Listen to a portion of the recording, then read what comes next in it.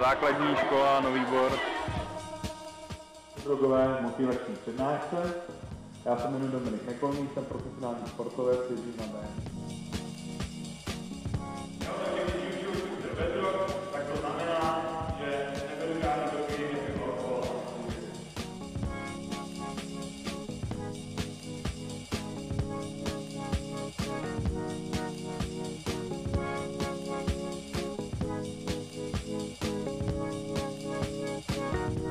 Druhá přednáška dne, jsme v Novém Boru, základní škola u lesa, jdeme na věc. Pojďte.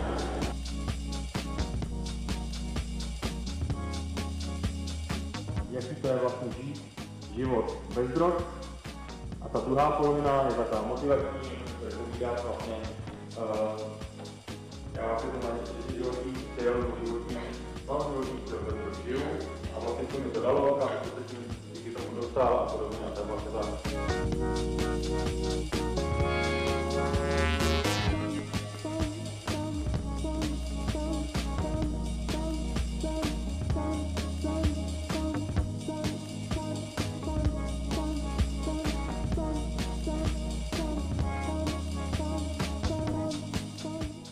Poučná pro všechny a byla dobrá.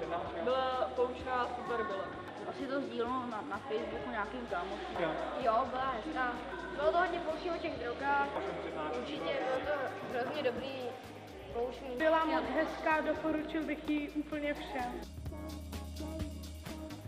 Takže máme to za sebou, dneska jsme dělali 2 přednášky v Novém Boru ve spolupráci s DDMkem Smetánka.